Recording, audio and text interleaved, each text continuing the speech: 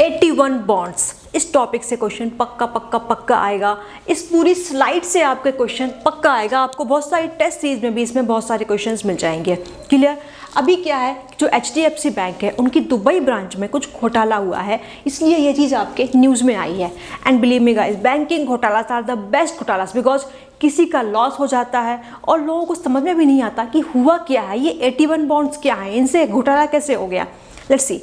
तो 81 बॉन्ड्स इस फसाद की जड़ है आपकी पहले यहाँ पर CAR, कैपिटल एडिक्वेसी रेशो। आपको पता है कि जो बैंक्स होते हैं उनको गाइडलाइंस है RBI की और सेंट्रल बैंक्स की कि उनको आप एक एडिक्वेट कैपिटल मेंटेन करके रखनी पड़ती है। क्लियर। उसको हम बोलते हैं CAR, जो अभी इंडिया में आपकी 9% है। अब क्या है कि जैसे आपका विजय माल्या है, नीरव मोदी है, ऐसी महान महान हस्तियां हैं जो बैंक्स का बड़ा बड़ा पैसा खाकर भाग जाती हैं। अब बैंक का पैसा खा के भाग गए तो क्या बैंक डूब जाएगा? इन्वेस्टर्स जो डिपॉजिटर्स हैं उनका पैसा क्या डूब जाएगा?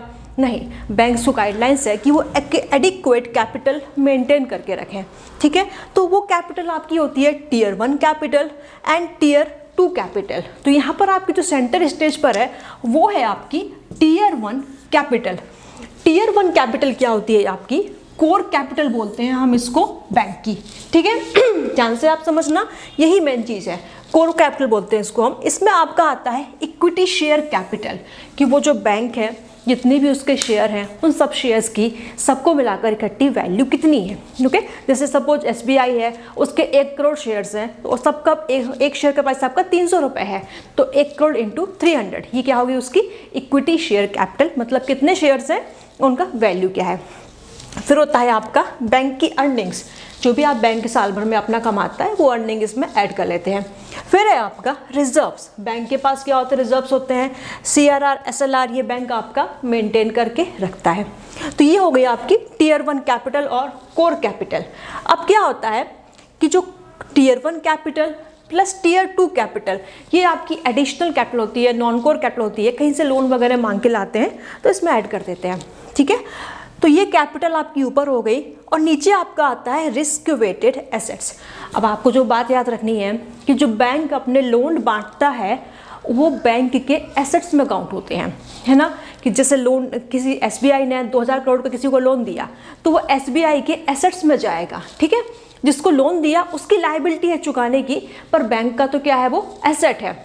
अब हर जो आपका बैंक ने लोन दिया है उसमें कुछ रिस्क होती है, 30% रिस्क, 80% रिस्क, 70% रिस्क। अगर गोल्ड गिरवी रख के लोन लिया है तो रिस्क कम होती है। तो ऐसे हर लोन की क्या करते हो आप, रिस्क वेटिंग कर लेते हो कि इसमें कितनी रिस्क है। ठीक है। जितने भी बैंक ने अपने लोन बांटे हैं उन सब की रिस्क वेटिंग करके उनका इकट्ठा पूरा जोड़ भाग कर लेते हैं। ऐसे आपका बैंक का बनता है RWA। तो जो आपका CAR बनता है कैपिटल एडिक्वेसी रेशो, कि टोटल कैपिटल कितनी बैंक के पास, Tier 1 प्लस Tier 2, और उसमें आपका डिवाइड करो आपकी उसकी जो RWA कितना हो रहा है, मतलब कैपिटल कितनी है, रिस्क कितनी है, ये आपका है। तो बैंक को क्या होता है कि 9% CAR मेंटेन करके रखना होता है। अब क्या हो जाता है कि कई बार बैंक के पास कैपिटल कम पड़ जाती है तो उसको क्या होता है, एडिशनल कैपिटल चाहिए। अब ये Tier 1 कैपिटल जो है ये कम पड़ जाती है। Tier 1 कैपिटल क्या हो रही है, कम पड़ रही है। अब कैपिटल लाने के 2 ही तरीके होते हैं, या तो कहीं से इन्वेस्टमेंट लेकर आओ या फिर उधार मांग कर लाओ। ठीक है। इन्वेस्टमेंट अगर लाओगे तो उन्हें आपको इक्विटी देनी पड़ेगी, अपनी शेयर की होल्डिंग डाइल्यूट करनी पड़ेगी, तो वो बैंक को पसंद नहीं आता, जो बैंक के मालिक हैं उनको पसंद नहीं आता। तो वो क्या करते हैं, कहीं से डेट मांग कर लाते हैं, उधार मांग कर लाते हैं। अब अगर मैं और आप उधार मांगते हैं तो हम जाके गिड़गिड़ाते हैं, भाई उधार दे दो हमको। बट जो बड़े लोग होते हैं तरीका उनका अलग होता है। वो क्या करते हैं, वो एक बॉन्ड इशू करते हैं, मतलब बहुत सारे पेपर इशू करते हैं, पेपर्स को बॉन्ड बोलते हैं। उस पर अमाउंट लिखा होता है, कितना कितना अमाउंट उधार ले रहे हैं वो, है ना, और कितना इंटरेस्ट रेट देंगे और कब कितनी उसकी मैच्योरिटी, कब तक वो लोन चलेगा। क्लियर। उसको हम बोलते हैं बॉन्ड। तो अब यहाँ पर क्या है कि जो बैंक है वो Tier 1 कैपिटल की भरपाई करने के लिए, पूर्ति करने के लिए कुछ बॉन्ड इशू करेगा, है ना, लोन लेगा, बॉन्ड इशू करेगा। तो उन बॉन्ड्स का नाम पड़ जाएगा 81 बॉन्ड्स। देखो बॉन्ड जो होते हैं आपके मल्टीपल टाइप्स के होते हैं, और बॉन्ड आपका यूपीएससी का फेवरेट टॉपिक है। आने जाने में यूपीएससी इससे क्वेश्चन पूछता था, inflation index bond, treasury bond, government bond, okay, environment bond, green bond, blue bond, तो ऐसे सोवरिन गोल्ड बॉन्ड। तो देखो एक नॉर्मल बॉन्ड जो होता है उसमें 3 चीज़ें होती हैं। एक है आपका अमाउंट, कितने का बॉन्ड है, 1 लाख का बॉन्ड है। सेकेंड होती है आपकी मैच्योरिटी डेट, कि ये बॉन्ड कब तक जिंदा रहेगा। बॉन्ड एक प्रकार का लोन ही होता है, तो ये लोन कब तक चलेगा, 8 साल, 10 साल, 20 साल, है ना। तो वो आपका लिखा होता है। जैसे आपने अगर ट्रेजरी बॉन्ड लिया है तो वो 1 साल का है, 6 महीने का है, तो उस डेट के बाद क्या होगा, आपको आपका पूरा पैसा मिल जाएगा। एक होती है उस पर इंटरेस्ट रेट या डिस्काउंट रेट, उस पर आपको 6% कितना आपको इंटरेस्ट मिलेगा। या फिर डिस्काउंट बॉन्ड होता है, जो आपको 100 रुपये का बॉन्ड आपको 95 का मिलता है, 5 रुपये का आपको डिस्काउंट मिल गया, पर मेच्योरिटी पे आपको पूरे 100 रुपये मिल जाएंगे, तो 5 रुपये क्या हो गया, आपका फ़ायदा हो गया। कुछ भी बात समझ लो, ये इस तरीके से आपका नॉर्मल बॉन्ड काम करता है। अब आपकी जो 81 बॉन्ड है वो इससे डिफरेंट होते हैं। कैसे कि जो 81 बॉन्ड है दे आर परपेचुअल बॉन्ड। ये आपको याद रखना है, इस पे क्वेश्चन ही बनेगा, यही बनेगा, यही पूछेगा वो आपसे कि इनकी कोई मैच्योरिटी डेट नहीं होती है, इनकी कोई मरने की तारीख नहीं है, ये सदियों तक आपके जिंदा रहें। जब तक आपका बैंक जिंदा है तब तक ये बॉन्ड आपका जिंदा रहेगा, ठीक है। ये है आपका, ये बैंक के मरने के साथ ही मरेगा। दूसरा है आपका रिटर्न, इस पे हाई होता है, रिस्क भी इसका हाई होता है। जहाँ नॉर्मल बॉन्ड पे आपको 7 से 8% मिलता है, इसमें आपको 10% तक भी रिटर्न आपका मिल जाता है। अब रिस्क लेकिन इसकी एक्सट्रीमली हाई है। रिस्क आप समझो इसकी कि अगर जो बैंक है उसमें कोई फाइनेंशियल प्रॉब्लम आ रही है, कुछ भी दिक्कत आ रही है, तो जो 81 बॉन्ड होल्डर्स हैं, 81 बॉन्ड्स हैं, उनको इंटरेस्ट पेमेंट बैंक स्किप कर सकता है। बैंक में दिक्कत आई तो उसने 81 बॉन्ड वालों को बोल दिया जाओ यहाँ से, मैं तुमको इंटरेस्ट नहीं दे रहा, मतलब नहीं दे रहा, कोई कुछ नहीं कर सकता उसमें, क्योंकि जो कंडीशंस होती हैं उन्हीं में ये लिखा होता है कि अगर बैंक में प्रॉब्लम आएगी तो वो आपका इंटरेस्ट पेमेंट बंद कर सकते हैं। अगर बैंक की प्रॉब्लम खुदा ना खास्ता और बढ़ गई तो क्या होगा आपका कि 81 बॉन्ड्स को सीधे सीधे आप राइट ऑफ कर सकते हो। राइट ऑफ करना मतलब साफ साफ बोल देना, भाई आपका बॉन्ड खत्म, हमने आपसे कोई पैसा नहीं लिया, जयराम जी की, हम आपके हैं कौन, आप जाओ यहाँ से, ठीक है। जो बॉन्ड है उसकी वैल्यू एकदम से 0 हो जाएगी, मतलब खा के सीधे भाग गए पैसा आपका, और यहाँ भी आप कुछ नहीं कर सकते, है ना।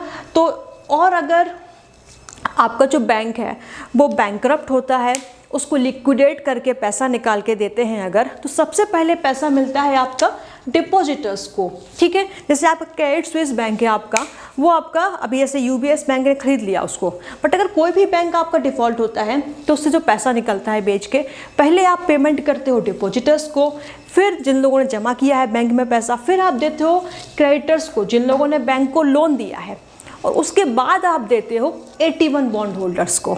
देख रहे हो आप कितनी रिस्क है कि अगर बैंक में कोई भी फाइनेंशियल प्रॉब्लम आती है तो इंटरेस्ट पेमेंट स्किप कर सकता है, और अगर प्रॉब्लम बढ़ती है तो सीधे इसको राइट ऑफ कर सकता है, इसकी वैल्यू 0 कर सकता है, मतलब खा के भाग सकता है। ये है आपका, तो ये बहुत ही हाई रिस्क बॉन्ड होता है। अब आप एक बात समझना कि अगर बैंक डूबता है तो जो बैंक का शेयर पैसा डाउन जाता है, तो जो बैंक के शेयर होल्डर्स हैं उनको बहुत लॉस होता है। तो इस बॉन्ड की आप समझना फीचर कि इसमें रिस्क कैसा है, इक्विटी जैसा, कि अगर आपका कोई भी बैंक डूबेगा तो उसमें जो शेयर होल्डर्स हैं उनका पैसा तो गया पूरा, जिन लोगों ने शेयर्स खरीद के रखे हैं उस बैंक के उनका गया, प्लस जिन लोगों ने उसके 81 बॉन्ड्स खरीद के रखे हैं उनका पैसा भी गया। तो इसमें रिस्क कैसा है, इक्विटी जैसा। पर शेयर होल्डर्स को कोई भी परसेंटेज में इंटरेस्ट नहीं मिलता है, पर 81 बॉन्ड होल्डर्स को आपके ब्याज मिलता रहता है, ठीक है। शेयर होल्डर्स को आपके डिविडेंड मिलता है, पर इनको क्या मिलता है, फिक्स ब्याज मिलता है। तो इसमें आपका रिटर्न कैसा है, बॉन्ड जैसा, कि इनको हर महीने या हर साल के हिसाब से ब्याज मिलता रहेगा। इसलिए इनको बोलते हैं कि they are hybrid between equity and bond, ठीक है। ये पॉइंट भी आपको याद रखना, ये भी आपसे पूछ सकते हैं। तो 81 bonds are hybrid between equity and bond. Return कैसा है, बॉन्ड जैसा, कि आपको फिक्स रिटर्न मिलता रहता है, 10 जितना भी आपका लिखा होगा उतना मिलता रहेगा। बट अगर बैंक में दिक्कत आएगी तो शेयर होल्डर्स हैं, जैसे बहुत लोगों ने यस बैंक में पैसे कमाए हैं अपने, तो जो शेयर होल्डर्स हैं उनका पैसा भी डूबेगा, जो 81 बॉन्ड होल्डर्स हैं उनका पैसा भी डूबेगा, ठीक है। तो ये है आपका। अब आप बोलोगे कि मैम इतनी अगर रिस्क है इसमें कि इंटरेस्ट पेमेंट मना कर सकता है और इसको राइट ऑफ भी कर सकता है, तो कौन ही पागल जो इनको खरीदेगा? कोई भी नहीं खरीदेगा। इसलिए आरबीआई की गाइडलाइंस है कि ये है सिर्फ इंस्टीट्यूशंस को इशू कर सकते हैं, जैसे आपका एलआईसी है, म्यूचुअल फंड्स है, उनको इशू कर सकते हैं, या फिर एचएनआईज, हाई नेटवर्थ इंडिविजुअल, जैसे आपके अंबानी टाइप के लोग हैं और भी लोग हैं, उनको भी चिपका सकते हैं। पर बैंक वाले क्या होते हैं, बैंक एम्प्लॉयज़ कई बार अपने बॉस को खुश करने के लिए क्या करते हैं, मिस सेलिंग कर देते हैं। यही हुआ था आपकी HDFC की दुबई ब्रांच में कि क्रेडिट स्विस नाम का एक बैंक, स्विट्जरलैंड का बैंक है, तो उसके 81 बॉन्ड्स थे। तो वो क्या किया, उन्होंने रिटेल जनता को चिपका दिए। उन्होंने उनको बोला कि FD में तो आपको 5% ब्याज मिलता है, आप ये 81 बॉन्ड ले जाओ, इनमें आपको हाई रिटर्न मिलेगा। और उनको बोला कि ये सेफ़ है। उनको समझाया नहीं, उनको रिस्क नहीं बताई कि अगर बैंक में दिक्कत आएगी तो आपके पूरा बॉन्ड ज़ीरो हो जाएगा, आपको बदले में कुछ भी नहीं मिलेगा। उनको लगा इतना बड़ा बैंक धुआं डूबेगा, पर क्रेडिट स्विस बैंक में 2023 में आपकी प्रॉब्लम आई, ठीक है, और जो 81 बॉन्ड्स थे उनकी वैल्यू पूरी की पूरी ज़ीरो हो गई। $17 बिलियन के 81 बॉन्ड्स की वैल्यू ज़ीरो हो गई। जितने लोगों ने दुबई बहरीन में जो आपके NRIs थे, जिन लोगों को बैंक के एम्प्लॉयज़ ने ये बॉन्ड चिपका दिए थे, उनका अमाउंट ही पूरा आपका चला गया।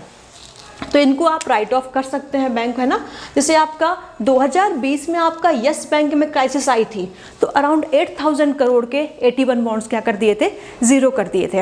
अब आपको याद रखना है कि ये 81 बॉन्ड्स बेसिल थर्ड नॉर्म्स के अंदर अलाउड है ना, और ये टियर 1 कैपिटल का आपका पार्ट बनाते हैं। ये पॉइंट आपको अच्छे से याद रखना है। 81 bonds are part of tier 1 capital, उनका नाम ही है एडिशनल टियर 1 बॉन्ड। क्लियर, ये है आपका।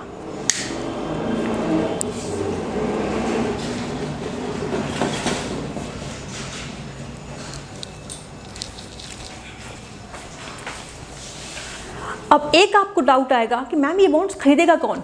तो मेनली जो बैंक के शेयर होल्डर्स होते हैं, जो बैंक के मालिक होते हैं, या जो उनके दोस्त फ्रेंडली इंस्टीट्यूशंस होते हैं जो उनको बचाना चाहते हैं, वो ऐसे बॉन्ड्स खरीद लेते हैं। वैसे आपको मुसीबत में लोन कौन देता है?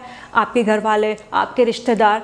ऐसे ही जो बैंक होता है उसके जो मालिक वगैरह होते हैं, जो उसके फ्रेंड्स होते हैं, वो उसको ये वाले बॉन्ड्स आपके खरीद लेते हैं।